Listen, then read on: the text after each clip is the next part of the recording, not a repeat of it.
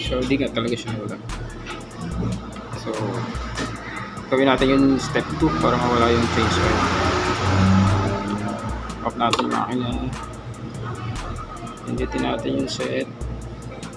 Hindi natin bibitawan. I-on natin yung makina. Yun, wala na. What's up mga tol? The Sir Joe. Ayan, babalik. Mga tol, mahaba kasi yung video eh. Bali gumawa ako ng change oil. Mahaba yung video natin sa gear oil tsaka engine oil. So separate ko na lang. Lagay ko na lang sa baba yung link ng change oil din. Bali first time natin gagawin. Panoorin yung video na to. Let's go! Ngayon naman, set natin yung change oil natin yung unit. Ayan, change oil natin.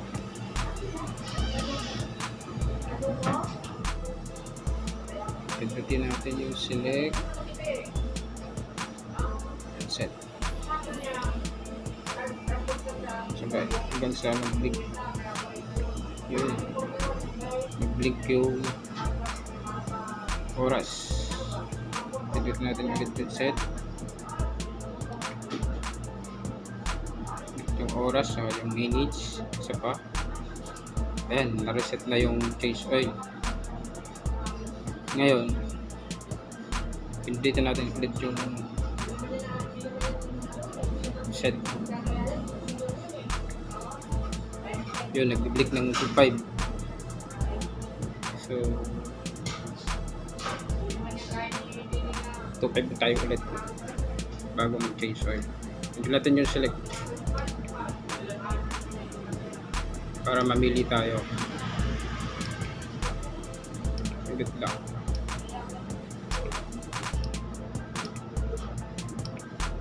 Ito 5 ulit. So ayan, pindutin natin yung set.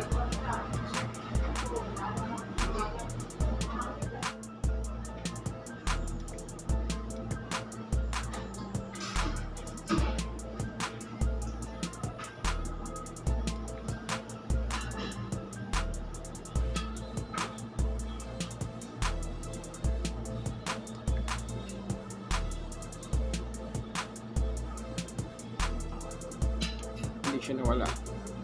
Step 2 pa. So gawin natin yung step 2 para mawala yung change oil. Off natin yung makina. Pindutin natin yung set. Hindi natin bibitawan. I-on natin yung makina. Yun, wala na.